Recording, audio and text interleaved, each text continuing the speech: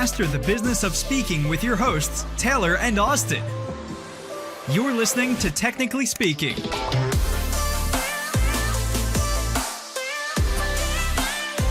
Welcome to another episode of Technically Speaking. We're your hosts, Taylor and Austin, and today we're talking about how clear messaging equals big results.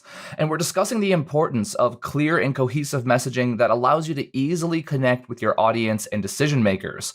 We're unpacking the difference in approach to refining your message for your audience versus your decision makers, and providing you with the insights you need to make tweaks today. So on the show, we have messaging strategist Kristine Schoonmaker. Kristine Schoonmaker is a creative strategist, collaborator, and coach who helps entrepreneurs, speakers, and coaches refine their message so they can connect with their audience and create impact their way. She specializes in helping clients create compelling experience, whether it's a keynote, promo video, live event, or product launch, that clearly communicate their big idea in a way that resonates and is 100% aligned with who they are and their brand. Kristine has an uncanny ability to help clients get clear on their vision, eliminate idea overwhelm, and weave the big themes into a structure that resonates and inspires with their ideal clients.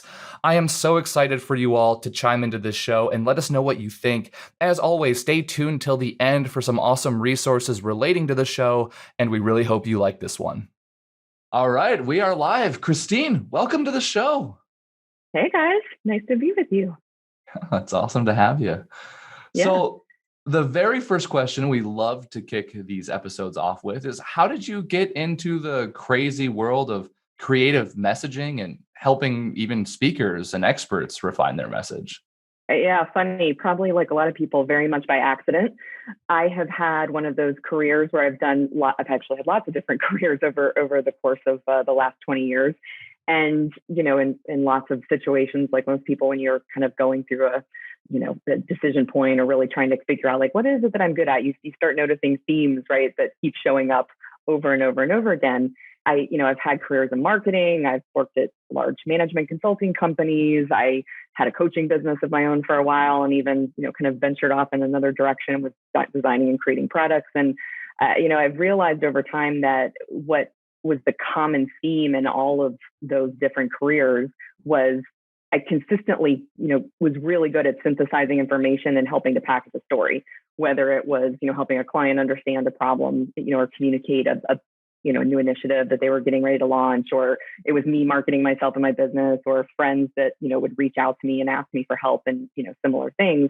I love doing it. I was good at it. It came really easy to me, and really just over the years have, kind of continued to help people in different applications there. And so, as I was working in my own entrepreneurial ventures and doing, my own marketing and promotional videos and product development and all of those things, just different colleagues and such would ask me for help. And so I really kind of got into that space. And especially with speakers, so much of what they're doing is telling a story, but it's really hard sometimes to get that clear, all on your own. So I love collaboration and love helping people, kind of sift through those things. And I love the creative process. And that's kind of how I ended up doing this.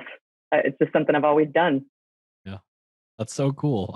So often I think that the best things in life happen organically. And it sounds like that kind of is how this shook out for you.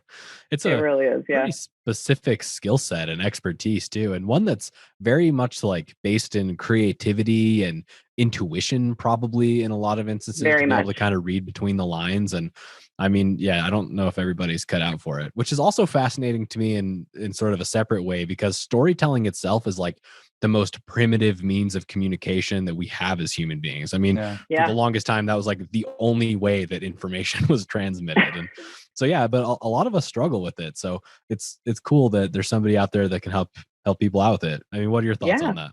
It's true. I mean, everything is story. I mean, there's so many books and, examples of it. It's in everything that we do. And it's how our brains are wired to receive information and comprehend things and inspire us and get us to change, how we show up, or certain behaviors we have, or what we think or believe. And it shows up in everything. It's in sales pitches, it's in your keynotes, it's in movies that we watch. When you think about the things that really grab your attention, at the end of the day, the things that they always consistently have in common is they have a cadence and an arc and a structure that allows our brain to process it and kind of assess it against our context and, what we believe and think. And does it make sense? Does it have a pace to it? Does it fit, and how does it affect change with us? So yeah, completely. It's in everything we do. And I think so few of us realize that, just going about our day, it's how we connect with people and get people to change and respond in ways that,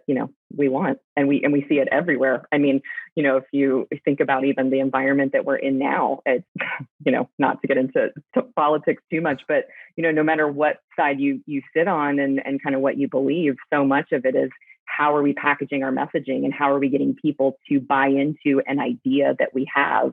And so much of that is really how we tell and package that story.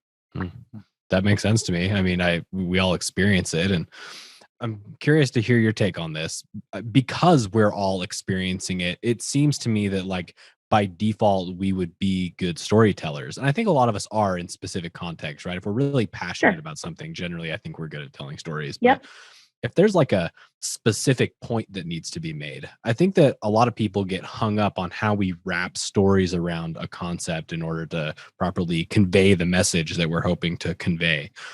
Like, do you have a specific reason or list of reasons maybe as to why people get hung up on being able to be the storyteller, despite the fact that they're experiencing it themselves literally all the time?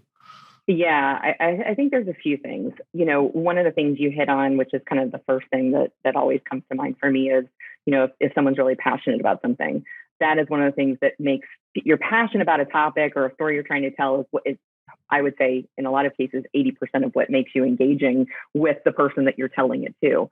The challenge that I see a lot with speakers or, anyone that has a passion project or is a purpose-driven entrepreneur is a lot of times they have a big idea and they're very attached to that big idea. It's usually come from, a very meaningful personal experience. It's something that they really, really want to, communicate and use to affect change in the world or in their industry or something like that. They get very emotionally attached to it. And in some cases, the things that they feel will convey that story.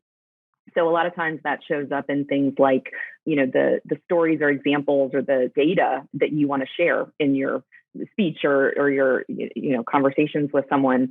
Part of what I think gets people tripped up is not being able to get some of the space and distance from that and really assess, how does this resonate? How does this fit in the context of the person that I'm trying to share this story with, right?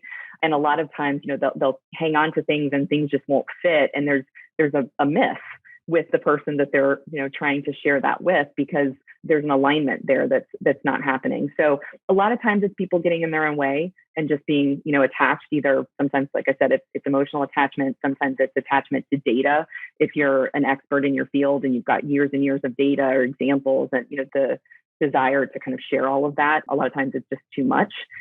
And so those are some of the things that I see people get tripped up with a lot. And then I would say kind of another place that also is a stumbling block is just the pressure. I think whether you are looking at, you're trying to tell a story and anything that you do that's creative, if it's not something that comes naturally to you and is one of those just sort of natural gifts that's easy, I think it's very easy to put a lot of pressure on yourself, and nothing stifles the creative process more than pressure. And, we just make things so much bigger than they really are and really get in our own way. That's fascinating. You said pressure in it.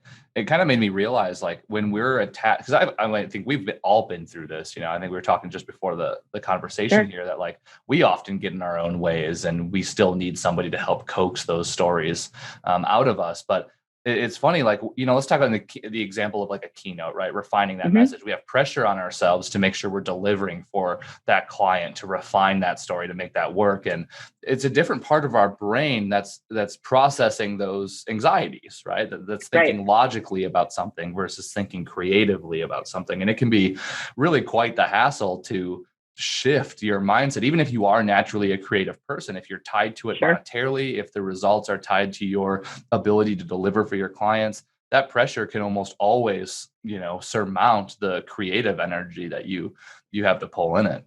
Definitely. And I think a lot of times it gets wrapped up in, getting too focused, maybe. Not that this isn't important, because I do think it's an important component of, your brand and how you want to show up, and, how we do provide value to clients and audiences and the like. But I think so many times we get very wrapped up in doubting, are we doing it the right way? Am I doing it the way that I want to show up? I have, certain things. I mean, I've worked with clients that, my shtick is my humor, or, and they want to do it. They want to do it differently. They want to do it their way and provide all this immense value and prove their credibility and demonstrate their expertise and all that stuff. I mean, it's just like, and layers, and you're crushing your creativity under the weight of all of that. So a lot of times I, try to help people kind of flip that upside down a little bit, focus really on the message first, and trust that a lot of those pieces, will come, rather than kind of forcing it by putting so much pressure on yourself. It makes sense to me. I mean, like, there's the old adage that experience is the best teacher, right? And I think that part of that is because there's always context around experience that helps solidify whatever lesson it is that we are learning or have learned. And if we get too focused on the lesson itself and not get into the context, and even if we're the exact point that we're trying to make is front and center, then it doesn't really sink in, because the contextual information that would go with a really good story, let's say, is not there. And so it doesn't get set in, but it seems to me, and this is just an assumption, you're the expert here, so you can tell me if you agree with this, but a good story almost organically teaches the lesson by providing that contextual information that gets to the point organically, rather than forcing the point through a really good fact or figure. Am I right about 100%. that? No, definitely. And I think that, the other challenge is less is more, right? So many times that, like, to your point, a fact or figure, we feel like this one thing at the end of the day is going to be, really drive the point home. And so much of, how people learn and how they, process and resonate with you and the stories you're telling is, keeping it simple and clear, and getting, kind of clearing out some of those extraneous details. It's funny, there's a great book called Wired for Story, and there's a quote in there that it's just it always resonates with me so much. I think it says something like, a great story is real life with the boring parts left out. And if you can't summarize, what you're trying to do in a few sentences, you don't have a clear story. And it's very true when you think about it. I mean, you go to presentations or, different workshops, and I mean, just think for yourself, what are the speakers that you've seen, or the, anything like that you've experienced, whether it's a commercial or, anything. I guarantee you it's less is more. And so much about it is more the experience and the feeling, and clearing out some of the extraneous stuff and keeping it simple. And that's what's really most impactful. Wow. We're not making people's brains work so hard. Yeah. This reminds me of a story, and I'm going to forget, it's funny that we're talking about stories. I'm going to forget the book title, but it was written by Clayton Christensen. I'll put it in the show notes for everybody listening so I can remember after the show, that is. But he basically outlines a dilemma that a restaurant was having, and they wanted to sell more shakes, basically. And they realized that they were getting a lot of traffic earlier in the morning. So they just, made their messaging, get more shakes in the morning, or something to that effect, right? And those billboards out, those ads out, and so on. And they weren't selling more shakes. And they were kind of confused by that, because they would think, well, if we're promoting the thing that people are coming in for at a peak hour, 9 a.m. to get ice cream shakes, they would come and buy more of them. And that just didn't happen. And so they did a little bit of research and asking questions and poking down the path to try and figure out what those customer stories were who came in at 9 a.m. And it was basically because they wanted something filling. They didn't want something overwhelming in the morning. They wanted something to sip on for their commute to work. And they wanted something calorically dense so that they wouldn't be starving throughout the morning up until the time they got their lunch break. And all of a sudden they changed the way that messaging happened, where it's like, hey, get your fill now this morning, let's say, as an example. And they just adjusted the story to match the feeling, like you mentioned, of the customer to go and buy that. And then all of a sudden, guess what happened? All of those shake sales increased. And it wasn't a matter of buying shakes in the morning. It was simply a matter of the fact that they had a commute, and they wanted to make it more engaging, and they didn't want to, have to eat a burrito on the way to work. Right. You're nailing it right on the head. It's the shift. And, we hear this in everything, right? It's the same thing, even when you're looking at, how you sell, right? Focus on the benefits, not the features and mechanics of the product. I mean, that's really it. It's how are you getting into the context and the mind and the understanding of the person that's on the other end of the story, and connecting it to something that is something they want and can understand. It's connecting to the why, and why for them, not for you. Yeah. Yeah. Makes sense why people tend to struggle with this too if they're in sort of a vacuum of one, meaning that they're trying to do this all totally on their own. I imagine that this is why you're successful, Christine, but just having somebody else to Yeah. echo ideas and see if it's resonating in a way that's not just the information and data that's in our own head. I mean, that seems to me like that would probably be a really good way to overcome that problem. What do you think about that? 100%. I mean, and incidentally, even though I'm very good at this. I think I'm very good at helping people with this. I am terrible at it for myself. I mean, I have a base level of competency. And so because it is something that comes very intuitively and naturally to me, I can typically get most things probably 80% of the way there roughly. But I suffer from the same things. I get too emotionally attached to things. I get stuck in my own head. And a lot of the reason that, I really, kind of started going down this path and doing more of this work was because I experienced it myself. I mean, I had a career, and, like I said, I worked for consulting companies. I worked for Fortune 100 companies for 10, 12 years. And then I really, wanted to do something more fulfilling. So I left and went out on my own. I thought at first that was going to be coaching, a coaching business. So I started a coaching business, did that for several years, working from home. And then, I really wanted something more creative. I liked having something tangible, at the end of that, something that kind of drives me. I love the creative process. And so I shifted to more of a product-based business. And over the course of those years, it's probably 7 years or so between those two different, businesses that I had, that I was, for the most part, slogging it out on my own. I had partners I worked with. I had a graphic designer. I had, kind of people on my, quote, team that supported me in very specific things. But when it came to how I was promoting myself and the things that I was working on, I was all of it, which I think so many solopreneurs are, right? You're the CEO and the expert and the salesperson and the office manager and the accountant. And, you're wearing so many hats. I think all of that, one, it's exhausting because you're trying to learn a bunch of different things that aren't necessarily your zone of genius, which stifles the creative process. And two, you just get so stuck in it because it's very isolating. With the situation that we've been in with COVID, I think a lot of people have experienced that this year, with just different degrees of lockdowns and social distancing. I don't think we realize how collaborative and social we are as humans until you take that away. And I experienced that personally. And I mean, I had some very low points at a certain point, which is kind of why I had to change that model. But I get it. It's hard to do all that yourself. And there's no, there's that old adage that, when you're collaborating with someone on something, 1 + 1 = 3. I mean, you really do, creativity is very hard to do as a solo person. Yeah. So really getting different perspectives. And when you get stuck in your own head, which we all do, just having another perspective to break that stalemate a little bit, it's amazing how much that lightens the load and just clicks, the thing that you've been stuck on.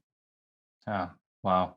That's a gem right there. And talk about pressure over the last year. I mean, not only do you have to be your own CEO and your own accountant, your own digital marketer, your own designer, and some ways, like you add in the pandemic, and then you add in the fact that everyone needs to adapt their business and needs to re-message in order to get in alignment with what everyone needs. What a crazy time for people to be going through who need to repackage how their messaging works. Definitely.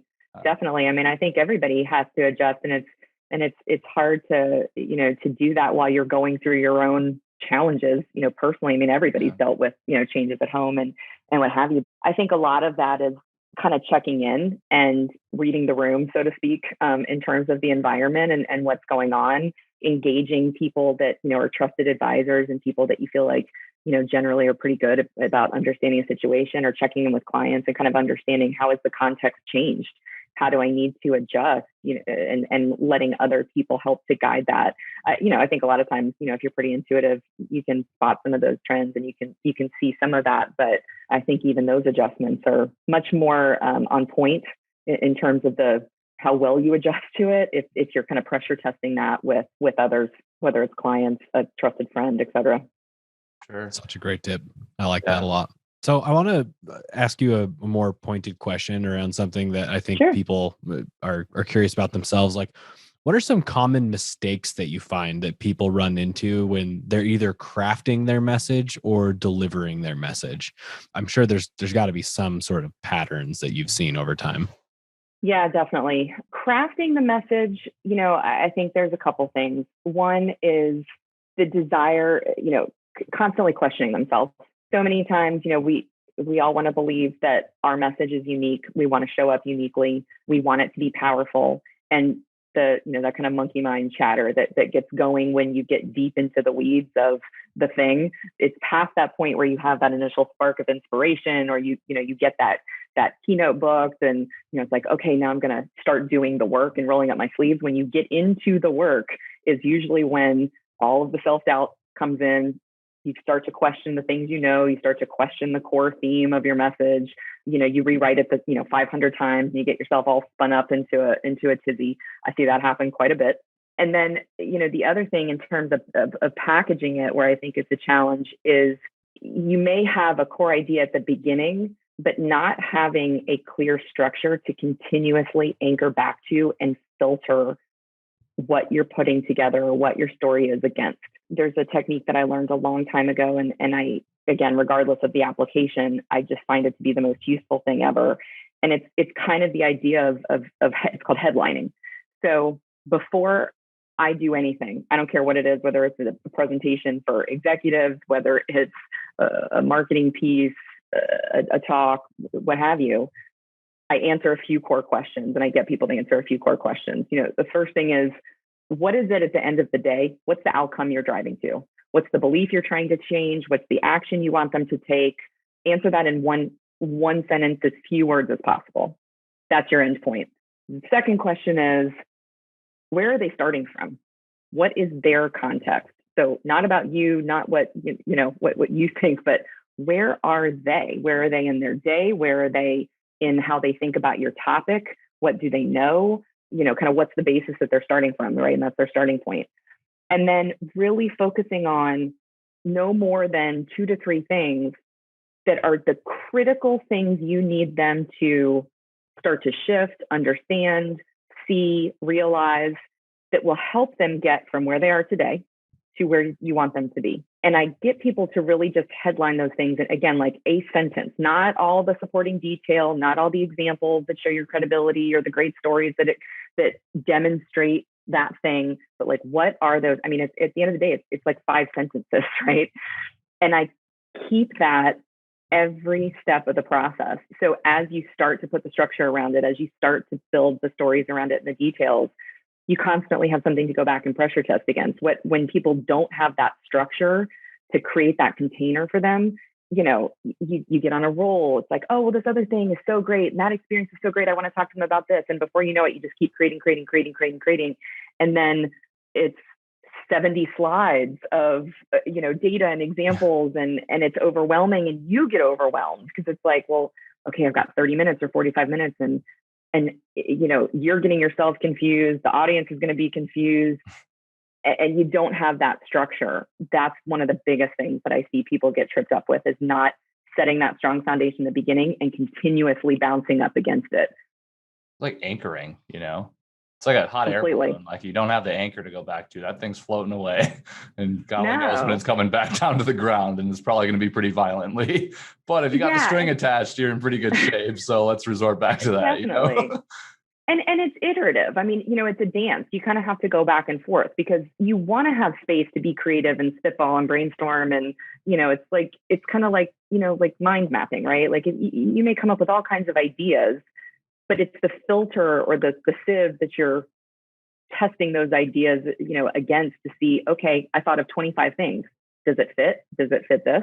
Yes, no, yes, no, yes, no. So it's a dance. It's going back and forth, but it is important, I think, to have that structure or that anchor. Good visualization. I like that. Yeah. It's an expansion and contraction process. It is an expansion and contraction. Process. 100%.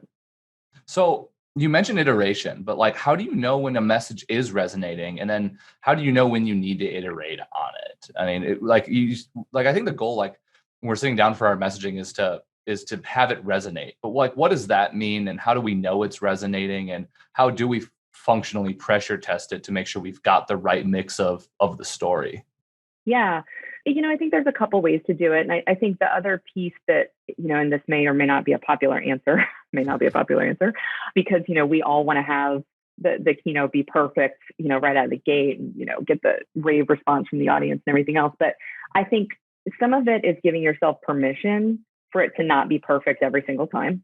I mean, the iteration is not just in crafting it, but then it's also in the repeat times that you're delivering it, right? Because what is going to be your best messaging keynote out of the gate, after you do it 10 times, you're going to find ways to keep iterating on it, right? And make it resonate more. So I think there's places that it's natural. I mean, first checkpoint for me is always, how am I feeling about it? Like if I'm kind of trying to, create a story, am I comfortable delivering it? Are there pieces that don't fit? Are there places that it feels clunky? Is there stuff that's just it's not flowing? So that's, I think, one way to kind of just check in, because if you're not comfortable with it and you're not confident in it and, it's not flowing for you, it doesn't matter. It's going to show up in your energy and everything else. And the audience isn't going to respond as well as they could if you really owned it. So I think, first is checking in with yourself. Second thing, after kind of you feel good about it, or even, if you're not quite there yet, checking with a friend, checking in with the client, checking in with, if it's a speaker bureau or someone that booked you, that really understands the audience, and having someone that, feels safe that you can kind of pressure test it with. Not that you're going to do the whole thing, but, hey, here's kind of the arc of what it is that I'm going to be talking about. Here's a couple examples that, I think make sense. How do you think that would resonate with this audience? I think that's always a great thing, right? So that another step along the way before the event. And then the best way, although this is hard sometimes, is, then how does the audience respond? It's feedback, right? And recognizing that, if you've done all of those other things and you feel confident so that you're going to show up with the right energy, and, you kind of pressure tested it with a few people along the way and made some fine tuning adjustments, you will absolutely deliver value, and it will be great. And as you talk to people after the event, as you see how the audience responds, you'll find things. I've worked with people who, they get really attached to delivering something a certain way or saying something in a certain way because, it worked so great with an audience before. It was one of those lines that just like everybody got it. Everybody was raving. They got such a great response. And so you would think that that's gold, right? And then they did the same thing with a different audience and it didn't click as much. Doesn't mean that the whole thing's bad, but you're going to get feedback like that. So I think it's giving yourself checkpoints along the way and giving yourself permission to, not be perfect and see where you can continually tweak. Oh, I love that. Just iteration, folks. You heard it right from the source. It's a common theme on I hate that, by the way. Yeah. That's been a hard lesson for me to learn because I am a firstborn child. I'm a recovering perfectionist. I used to never put anything out until it was, by my standards, perfect.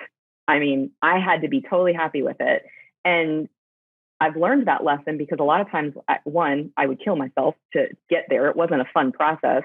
And secondly, half the time I still missed the mark because it was just me and what I thought. It wasn't, I didn't have that feedback from someone else. I didn't have someone I was pressure testing it with or, kind of reading the room, so to speak, and respond like, oh, okay, that didn't quite stick. Let me think about how to pivot that a bit or how to tweak that a bit. Yeah, just giving yourself the permission to be adaptable with and not being too Definitely. tied emotionally to everything, like you outlined earlier in the show. It's the golden nugget right there. So I know. Kristine, as you know, we're all about providing value for our audience. What are some of the things that you're working on that our audience can benefit from? Honestly, I just love this process so much. And it is one of the things that just brings me so much joy to help people get unstuck. So I am always available. I love to just, offer discovery calls for folks. If there's something that, you're struggling on, again, just something that doesn't quite feel right, you just need a second opinion or, just help figuring out where you're getting stuck, especially in this environment. I really love to start there with people and just be available and be a resource for them, because especially, when you think about things like this, so much of the world is do it yourself. And I really try to reinforce with people and break that belief that you have to do it all by yourself. So I honestly think, the best thing to do is just offering time and offering a different perspective and seeing how I can help people get out of their own way. So Perfect. Thank you book for a offering discovery that. call, and yeah. We'll make sure that's in the show notes, everybody, if you want to book a discovery call with Kristine to get unstuck and get some clear messaging to have a bigger impact. And hey, if you liked this episode, don't forget to rate, subscribe. And if you want more awesome resources like this, go to speakerflow.com/resources. Thank you so much for chiming in. I just wanted to take a second to thank our sponsor, Auxbus.